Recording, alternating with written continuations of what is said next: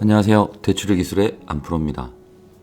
2023년 초부터 1년 한시적으로 특례보금자리론 상품이 출시가 됩니다. 이 특례보금자리론이 2023년에는 대출 시장의 큰 주요 쟁점이 될 것 같아요. 주택담보대출을 검토하는 많은 분들한테 대부분 해당되지 않을까 그런 생각이 들어요. 그런데 항상 그렇지만 모르면 못 쓰는 것 같아요. 어쨌든 2023년에는 특례보금자리론의 해다라고 말해도 과언이 아닌 정도일 것 같습니다.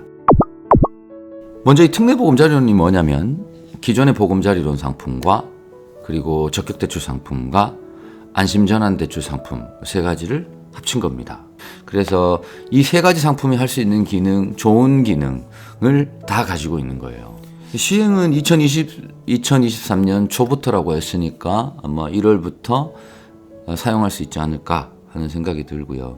이 주택금융공사 상품의 특성상 신청하면 심사하고 대출 실행되는 데까지 시간이 꽤 걸립니다. 일반 상품처럼 며칠 만에 후다닥 되는 게 아니기 때문에 필요하신 분들은 미리미리 신청하셔야 될 걸로 생각됩니다.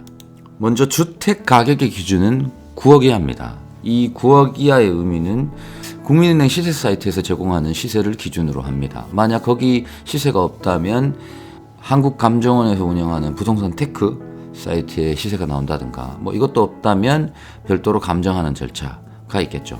그렇게 해서 시세가 9억 이하여야 가능합니다. 9억 초과 물건을 고가주택으로 분류하거든요. 고가주택 보유자나 또는 다주택 세대, 그러니까 주택을 두 채 이상 갖고 있는 세대, 이런 세대들 제외하고는 거의 다 해당되기 때문에 제가 봤을 때는 웬만하면 다 해당이 될 것 같습니다.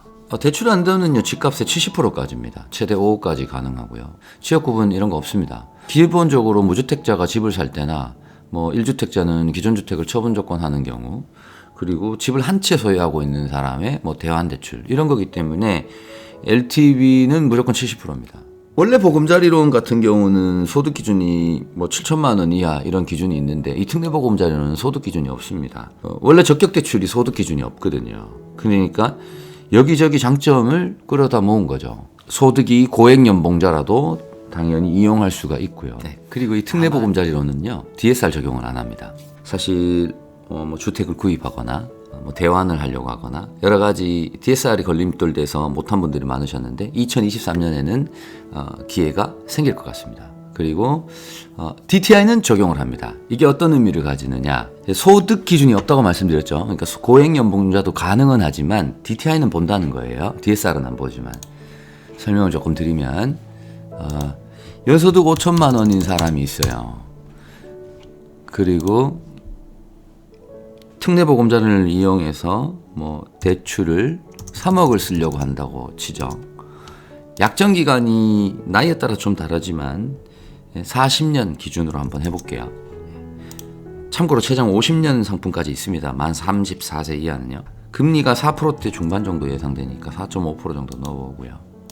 만약 내가 기존에 다른 어떤 부채가 없다면 DTI가 32% 정도 나옵니다. 연봉이 5천인 사람이 주택담보대출 특례보금자리론으로 3억 정도를 받으려고 하면 DTI가 32% 정도 나옵니다. 40년, 약정기간 40년 기준이죠. 충분하죠. DTI가 60%까지니까요. 자, 그러면은 한 5억, 최대 맥스가 5억이니까요. 자, 60% 이내 들어오네요. 연봉이 5천 정도 되면 특례보금자리론 5억까지 쓰는데 충분하다는 거죠.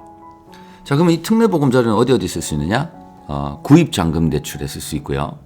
그 다음 기존에 구입 용도로 받았거나 또는 세입자 퇴거 용도로 받았던 일반 주택담보대출 상품을 대환하는 것도 가능하고요.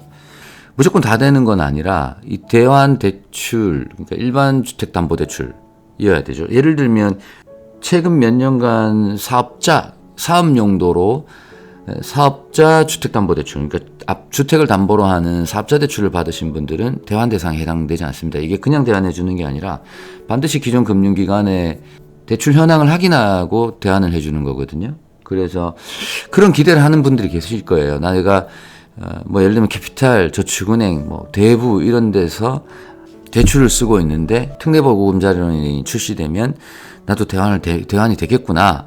LTV 70% 이내에서 된다고 하니까 다 되지 않겠느냐 이런 생각하는 분들 계신데 안 될 확률이 99.9%입니다. 그러나 그렇게 기대하시는 마음은 제가 이해를 해요. 그래서 그래도 나는 부딪혀보고 싶다 하시면 해보시면 되겠죠. 근데 그런 분들은 다른 방법으로 금리를 낮추는 고민을 해보시는 게 정신건강에 이롭습니다. 그리고 세입자 퇴거 용도로 반환해주는 용도로도 가능합니다. 전세보증금 반환대출 같은 경우는 역전세난이 벌어진 상황이다 보니까 요즘 전세 반환대출에 대한 고민이 굉장히 많으신데 2023년에는 이 특례보금자리로는 많이 해소가 되실 것 같아요. 일단 최근의 상황을 보면 전세 퇴거자금 대출의 문제점이 이 차주단위 DSR에 그러니까 소득이 많지 않아서 이 DSR을 충족할 수 없어서 대출을 제대로 못 받는 경우가 일단 많고요. 그 다음에 LTV가 충분하지 못해서 못하는 경우가 많죠. 특히 규제지역 안에서요. 그래서 이런 문제를 안고 계신 분들은 이 특례보금자리론으로 많이 해소가 되지 않을까 이런 생각이 듭니다. 예상되는 금리는 4% 중반인 것 같습니다. 약정 기간에 따라서 조금씩 달라지긴 하는데 현재 안심전환대출의 금리가 2022년 말 현재 지금 3차 안심전환대출하고 있는데 금리가 3% 후반이죠. 그래서 지금 12월이잖아요. 아직 2022년 12월이거든요. 제가 봤을 때는 현재 안심전환대출 상품에 그러니까 특례보금자리론으로 변하기 전에 현재 안심전환대출에 해당되는 분은 지금 신청하는 게 더 유리합니다. 분명히 금리가 더 오를 거거든요. 내년에는요. 이 특례보금자리론으로 안심전환대출이 흡수되면 금리를 4%대 써야 될 게 명확해 보이기 때문에 현재 안심전환대출 기준에 들어오는 6억 이하 집을 갖고 계신 분들, 그래서 대환대출을 해야 되는 분들은 현재 안심전환대출을 신청하시는 게 더 유리해 보입니다. 마치기 전에 하나 말씀드리고 싶은 건 이 특례보금자리론에는 디딤돌 대출은 빠져 있습니다. 그러니까 집값이 5억 원 이하고 세대원 전원이 무주택이라면 주택을 구입할 때만 쓸 수 있는 대출인 거죠. 부부합산 현재 기준은 부부합산 연소득 6천만 원 이하, 생애 최초로 주택을 구매하는 경우는 부부합산 7천만 원 이하까지 가능한 상품인데 이 디딤돌 대출은 이 특례보금자리론 상품에 빠져 있고요. 이 디딤돌 대출의 금리가 분명히 더 좋습니다. 그래서 주택을 매수할 때 디딤돌 대출에 해당되는 분들은 반드시 디딤돌 대출을 먼저 검토하시고 나서 보금자리론을 검토하시면 좋을 것 같습니다. 집 살 때 주택담보대출 순서는 항상 명확해요. 디딤돌 대출, 정책자금, 그 다음에 일반주담대, 일반주담대에서 보험사, 은행, 금리 비교 그런 식으로 순서는 아주 명확합니다. 그런 순서로 챙겨보셔야 남들보다 좋은 주택담보대출 상품을 쓰실 수가 있습니다. 감사합니다. 대출의 기술의 안프로였습니다.